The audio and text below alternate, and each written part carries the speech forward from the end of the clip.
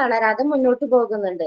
അപ്പൊ ഇതൊക്കെ ഇങ്ങനെയുള്ള അനുഭവങ്ങളും ഇവനകത്ത് നിന്ന് കിട്ടുന്ന അറിവുകളുമാണ് ഈ കഥയിൽ മെയിൻ ആയിട്ട് പറയുന്നത്. ഇപ്പൊ ഒരു മോട്ടിവേഷൻ സ്റ്റോറി എടുത്തു കഴിഞ്ഞാൽ അത് ചിലപ്പോ ഒന്നോ രണ്ടോ മെസ്സേജോ കാര്യങ്ങളോ, പക്ഷെ നമുക്ക് ഇവിടെ ഇവൻ ഓരോ വ്യക്തികളെ കണ്ടുമുട്ടുമ്പോഴും അവിടെ നിന്നൊക്കെ നമുക്ക് ഓരോ മെസ്സേജുകളാണ് കിട്ടുന്നത്. ഇപ്പോ ഇതില് പ്രധാന കഥാപാത്രങ്ങളായിട്ട് വരുന്നത് ആട്ടിടയനും ആൽക്കിമിസ്റ്റ് പറഞ്ഞുള്ള ഒരാളും, അതായത് ഒരു ശാസ്ത്രജ്ഞൻ അയാളും, പിന്നെ ഒരു സത്യനിഷി, അതായത് ഈ ആൽക്കിമിസ്റ്റ് എന്താണ് എന്ന് അന്വേഷിക്കാൻ തുടങ്ങുന്ന ഒരു ഇംഗ്ലീഷുകാരനുണ്ട്, പിന്നെ ഫാത്തിമ എന്ന് പറയുന്ന ഒരു അറബി പെൺകുട്ടി. ഇവരൊക്കെയാണ് ഈ കഥയിലെ പിന്നെ ഈ രാജാവ് ജിപ്സി ശ്രീ, ഇവരൊക്കെയാണ് ഈ കഥയിലെ പ്രധാന കഥാപാത്രങ്ങൾ ആയിട്ട് വരുന്നത്. ഒരു അവസരത്തില് ഇവന്റെ സ്വപ്നത്തിന് വേണ്ടി വേണ്ട ഇനിയിപ്പോ കുടുംബമായിട്ട് ജീവിക്കാം എന്ന് വിചാരിച്ചിട്ട് ഒരു സമയത്ത് നിൽക്കും. അപ്പോഴും അവന് ഈ സ്വപ്നം അവനെ എപ്പോഴും അലട്ടിക്കൊണ്ടിരിക്കുകയാണ്. അപ്പൊ പിന്നെ ഇവന് ഈ ആൽക്കിമിസ്റ്റ് പറയുന്നുണ്ട്, നിനക്ക് ഉള്ളതാണെങ്കിൽ നീ സ്നേഹിക്കുന്നത് എന്ത് സത്യമുള്ളതാണെങ്കിൽ നിനക്കത് ഇപ്പോൾ അവിടെ തന്നെ ഉണ്ടായിരിക്കും. അപ്പൊ നീ നിന്റെ സ്വപ്നത്തിന് വേണ്ടി പോവാൻ വേണ്ടിയിട്ട് ഇവനോട് പറയും. പിന്നെ ഇവന് ഇതിന്റെ ഇടയിൽ ഒരു ടാൻജിയസ് എന്ന സ്ഥലത്ത് കൂടെയാണ് ഈജിപ്തിലേക്ക് എത്താൻ വേണ്ടിയിട്ട് നോക്കുക. അവിടെ വെച്ചിട്ട് ഇവന് ടാൻജിയസിൽ അകപ്പെടുകയും അവിടെ നിന്ന് ഇവന്റെ പൈസ ഒക്കെ അവന് നഷ്ടപ്പെടുകയും ചെയ്യും. പക്ഷെ അപ്പോഴും ഇവൻ അവിടെ നിന്നും തോറ്റു പോവാതെ അവിടുത്തെ ഭാഷകളൊക്കെ പഠിച്ച് പിന്നെ അവിടെ കച്ചവട തന്ത്രങ്ങളൊക്കെ പുതിയതാക്കിയിട്ട് ഇവന് പൈസ ഒക്കെ സമ്പാദിക്കും. ഇവന് മുന്നോട്ട് പോകാനുള്ള പൈസ ഒക്കെ സമ്പാദിക്കാൻ തുടങ്ങും. അപ്പോഴും ഇവന്റെ ഉള്ളില് ഈ നിധി കിട്ടണം എന്നിട്ടുള്ള ആഗ്രഹം ഇവന് ആദ്യമായിട്ട് ഉണ്ടാവും. അങ്ങനെ ഇവൻ പിന്നെയും മുന്നോട്ട് പോവാണ്. ഇവൻ മുന്നോട്ട് പോകുന്ന പല അവസരങ്ങളിലും ഇവന് കുറെ മോശമായിട്ടുള്ള അനുഭവങ്ങൾ ഉണ്ടാവുന്നുണ്ട്. അപ്പൊ ഇവന് നിർത്തി പോകാനൊക്കെ തോന്നും. പക്ഷെ എന്നാലും അതിലും അധികമായിട്ട് അവന്റെ നിധിയോടുള്ള അല്ലെങ്കിൽ അവന്റെ സ്വപ്നം എന്താണ്, സ്വപ്നത്തിന്റെ യാഥാർത്ഥ്യം എന്താണെന്ന്, നിധിയേക്കാളും ഉപരി അവന്റെ സ്വപ്നത്തിന്റെ യാഥാർത്ഥ്യം എന്താണ് എന്നറിയാനാണ് ഇവൻ കൂടുതലായിട്ട് ശ്രമിച്ചിട്ടുണ്ടായിരുന്നത്. അങ്ങനെ ഇവൻ സ്വപ്നത്തിന് വേണ്ടിയിട്ട് പോകുന്നതാണ് ഈ കഥയില് കൂടുതലായിട്ട് പറയുന്നത്. അങ്ങനെ ഇവ ലാസ്റ്റ് ഈജിപ്തില് ഇവന്റെ സ്വപ്നത്തിന് വേണ്ടി എത്തുമ്പോഴാണ് ഇവന് അവിടെ നിന്നും അവസാനം കുറെ ആക്രമണങ്ങളും കാര്യങ്ങളും ഒക്കെ നേരിടും. അവിടുന്ന് ഒരു കൊള്ളക്കാരനെ ഇവൻ കാണുകയും അപ്പൊ അദ്ദേഹം ഇവനെ കളിയാക്കാനൊക്കെ തുടങ്ങും. എന്നാലും ഇവന്റെ ഉറച്ചൊരു വിശ്വാസം ഉണ്ട്, ഇവനിൽ ഒരു ഉറച്ച വിശ്വാസം ഉണ്ടായിരുന്നതോടുകൂടി തന്നെ അതിനു വേണ്ടിയിട്ട് അവന് പിന്നെയും മുന്നോട്ട് തന്നെ പോകും. അപ്പൊ അവന് ലാസ്റ്റ് കഥയുടെ അവസാനമായിട്ട് ഇവന് എന്താണോ അന്വേഷിച്ചത് അത് കിട്ടുകയും ചെയ്യുന്നുണ്ട്. അപ്പം ഇതില് മെയിൻ ആയിട്ട് പറയുന്നത്, നമ്മളിപ്പോ എവിടെയാണോ നമ്മൾ നിൽക്കുന്നത് അവിടെ തന്നെയാണ് ഒരു നിധി ഉണ്ടാവുക. അപ്പൊ നമ്മളാരും ചിന്തിക്കില്ല നമ്മൾ നിൽക്കുന്നിടത്ത് തന്നെയാണ് നിധി ഉണ്ടാവുക. നമ്മൾ നിധിക്ക് വേണ്ടിയിട്ട് അന്വേഷിച്ച് നടക്കും, പക്ഷെ നിധി നമ്മൾ നിൽക്കുന്നിടത്ത് തന്നെയാണ് ഉണ്ടാവുക എന്നാണ് ലാസ്റ്റ് മനസ്സിലാവും. ഇപ്പൊ ഈ ബുക്കിന്റെ പേര് പറയുന്നത് ദി ആൽക്കിമിസ്റ്റ്. ആൽക്കിമിസ്റ്റ് പറഞ്ഞ വാക്കിനർത്ഥം എന്ന് പറയുന്നത് ഇരുമ്പിനെ സ്വർണമാക്കി മാറ്റാൻ കഴിയുന്ന മാന്ത്രിക ശക്തിയുള്ള ശാസ്ത്രജ്ഞൻ എന്നാണ്. അപ്പോ അതെന്ന് പറയുന്നത് നമ്മുടെ ജീവിതത്തില് നമ്മൾ സാധാരണ പോകുന്ന ഒരു ജീവിതം, നമ്മുടെ ജീവിതം സാധാരണ രീതിയിൽ പോകുമ്പോൾ അതിനെ സ്വർണമാക്കി മാറ്റുക എന്ന് പറയുന്നത് അതിനെ അർത്ഥവത്താക്കി മാറ്റുക. നമ്മൾക്ക് എന്തെങ്കിലും സ്വപ്നങ്ങളൊക്കെ ഉണ്ടെങ്കിൽ അത് സാക്ഷാത്കരിച്ച് നമ്മുടെ സ്വപ്നത്തിനെ യാഥാർത്ഥ്യമാക്കുക, അങ്ങനെ നമ്മുടെ ജീവിതം സ്വർണം പോലെ ആക്കുക, അല്ലെങ്കിൽ ഒരു അർത്ഥവത്തായുള്ള ജീവിതമാക്കി തീർക്കാനുള്ള ഒരു അദ്ഭുത ശക്തിയുള്ള കൃതി എന്നാണ് ഈ ബുക്കിന്റെ ടൈറ്റിലിന്റെ ഒരു അർത്ഥം വരുന്നത്. ദി ആൽക്കിമിസ്റ്റ് എന്ന് പറയുന്നത് ആ ടൈറ്റിലിന്റെ അർത്ഥം വരുന്നത് ഇരുമ്പിനെ സ്വർണമാക്കി മാറ്റാൻ കഴിയുന്ന ശാസ്ത്രജ്ഞൻ എന്നാണ്. ഇതിലൊരു പ്രധാന കഥാപാത്രമായിട്ട് ആൽക്കിമിസ്റ്റ് വരുന്നുണ്ട്. അദ്ദേഹം ഇവനെ അത് പഠിപ്പിക്കുകയാണ്, എങ്ങനെയാണ് ഒരു ഇരുമ്പിനെ എങ്ങനെയാണ് സ്വർണമാക്കി മാറ്റുക എന്ന് ഇവനെ പഠിപ്പിക്കുന്നുണ്ട്.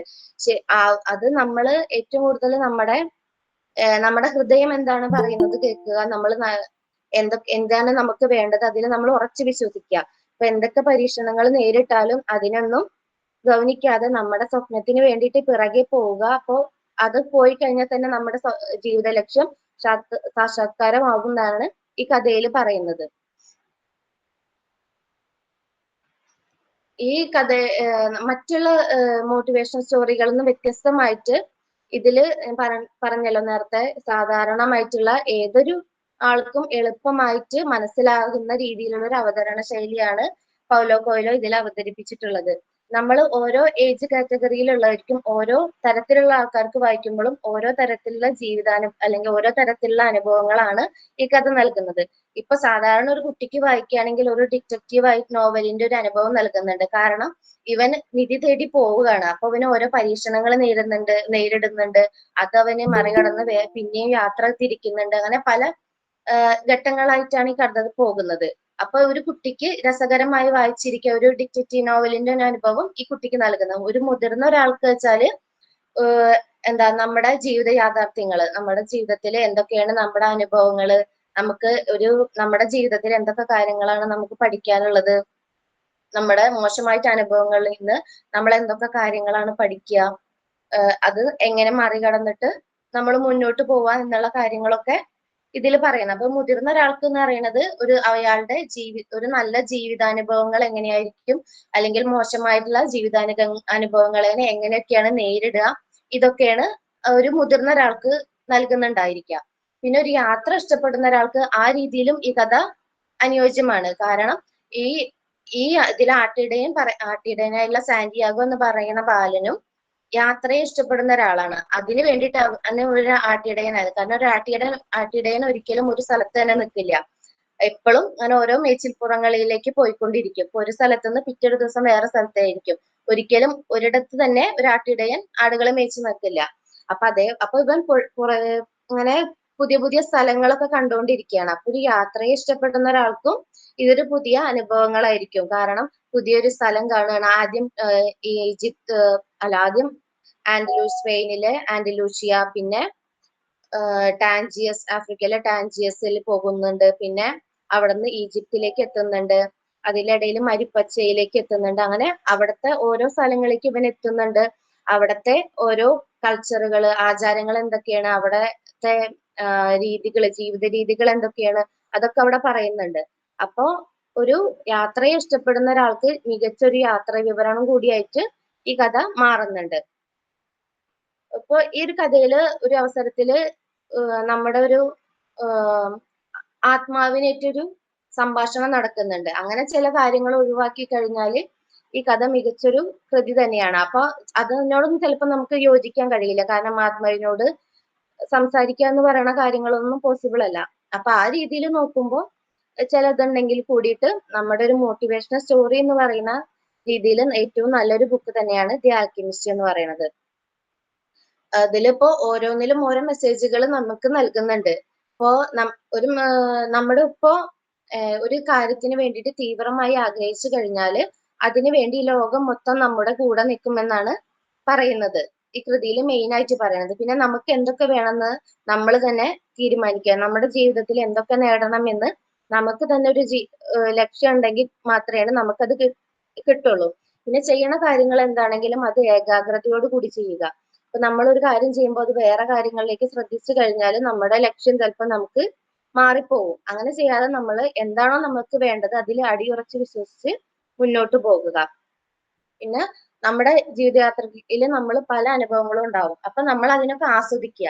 അതിനെ ആസ്വദിക്കാതിരിക്കുമ്പോഴാണ് നമുക്ക് ജീവിതം ഒരു അർത്ഥമില്ലാതായി തരിക. അപ്പൊ നമ്മളെല്ലാ ജീവിതത്തിലെ എല്ലാ കാര്യങ്ങളെയും, എല്ലാ സുന്ദരമായിട്ടുള്ള എല്ലാ കാര്യങ്ങളെയും നമ്മൾ ആസ്വദിക്കുക, അതൊന്നും നഷ്ടപ്പെടുത്താതിരിക്കുക.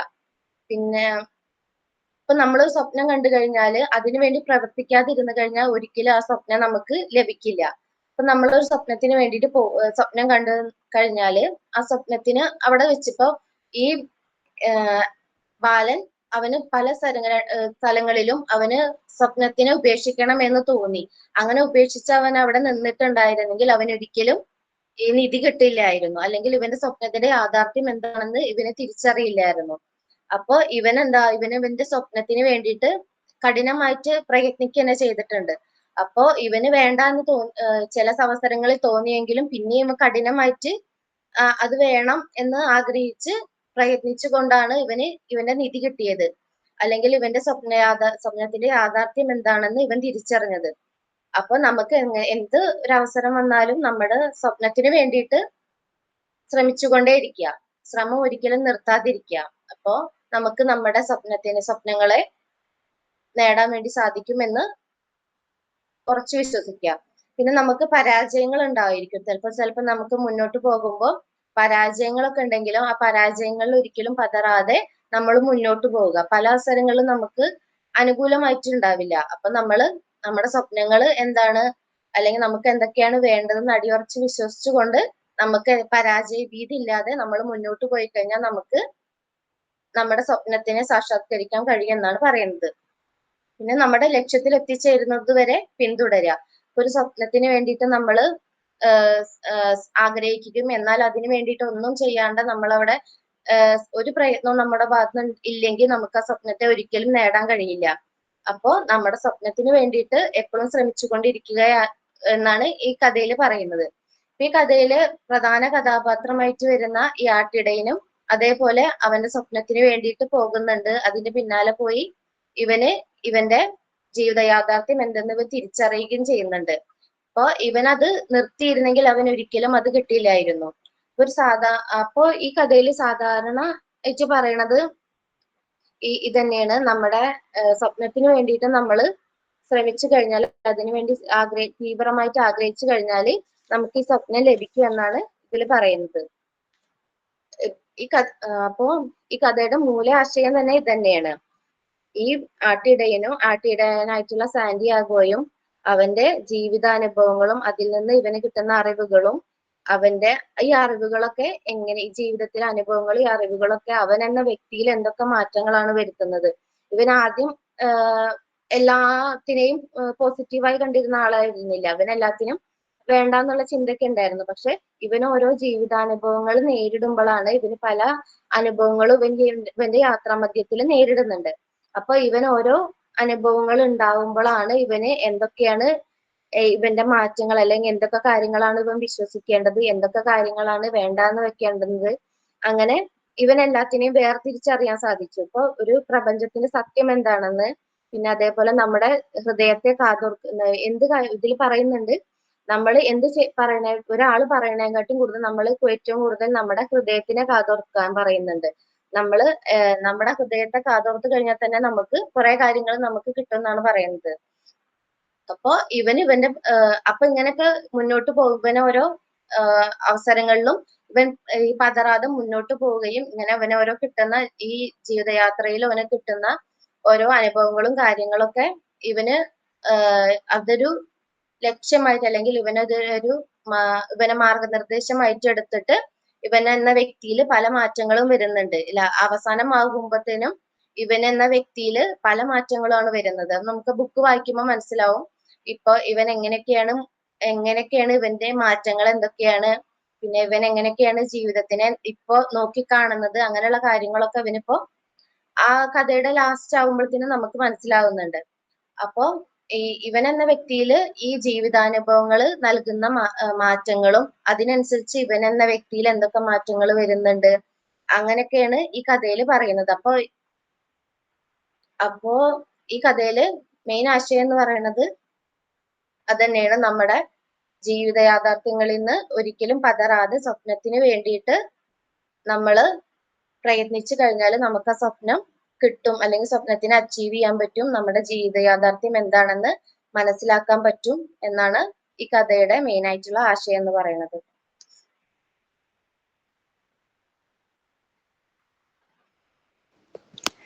താങ്ക് യു മായ. വളരെ നല്ലൊരു റിവ്യൂ ആയിരുന്നു. കഥയിൽ മാത്രം ഒതുങ്ങി നിൽക്കാതെ തന്നെ ബാക്കി അതിന്റെ ക്രിട്ടിക്കൽ ആയിട്ടുള്ള പല പോയിന്റ്സും പറഞ്ഞു. ടാർഗറ്റ് ചെയ്യുന്ന ഓഡിയൻസിന്റെ പെർസ്പെക്റ്റീവ്സ് എന്തൊക്കെയാന്ന് പറഞ്ഞു. അവരുടെ കാഴ്ചപ്പാടിനെ പറ്റിയിട്ട് വളരെ നല്ലൊരു ബോധം ഇതിൽ നമുക്ക് കിട്ടിയിട്ടുണ്ടായിരുന്നു. സോ ഇനി ഫീഡ്ബാക്കിനുള്ള ടൈമാണ്. ആരെങ്കിലും ഫീഡ്ബാക്ക് പറയാനുണ്ടെങ്കിൽ മുന്നോട്ട് വരാം. ഹലോ മായ, നല്ല പ്രസന്റേഷൻ ആയിരുന്നു. ഒരു വായനക്കാരന് ഏതൊക്കെ അനുഭവങ്ങളാണ് ഈ കഥയിൽ നിന്ന് ലഭിക്കാവുന്നത് എന്നുള്ള മാക്സിമം അതിന്റെ എല്ലാ തലങ്ങളും മായ ഈ കഥയിലൂടെ പറഞ്ഞിട്ടുണ്ട്. റിവ്യൂയിലൂടെ വളരെ നല്ല പ്രസന്റേഷൻ ആയിരുന്നു. Congrats. Thank you Maya. Hello Maya. Hello. Alchemist എല്ലാവർക്കും ഫെമിലിയർ ആയിട്ടുള്ള ഒരു പുസ്തകമാണ്. ഇൻട്രൊഡക്ഷനിൽ മായ തന്നെ പറഞ്ഞു അനേകം കോപ്പികൾ വിറ്റഴിക്കപ്പെട്ടിട്ടുള്ള ഒരു പുസ്തകമാണ്, അനേകം ഭാഷയിലേക്ക് ട്രാൻസ്ലേറ്റ് ചെയ്തിട്ടുള്ള ഒരു പുസ്തകമാണ്. അത്രയും പോപ്പുലർ ആയിട്ടുള്ള ഒരു പുസ്തകം എടുത്ത് നമുക്ക് പറഞ്ഞു തന്നെ താങ്ക് യു.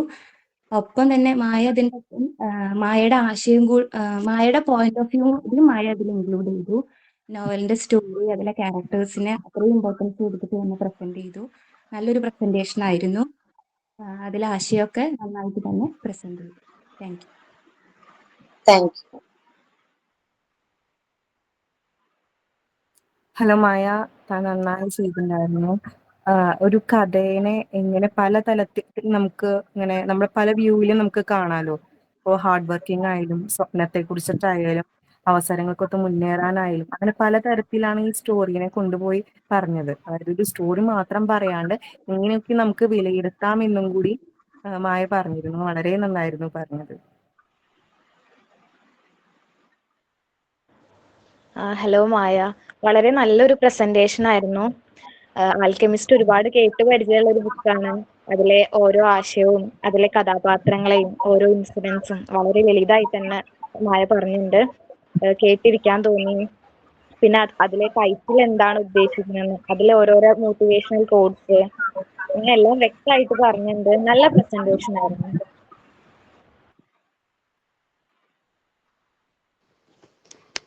ഓക്കെ, അപ്പോൾ ഇനി ആരെങ്കിലും ഉണ്ടോ ഫീഡ്ബാക്ക് പറയാൻ?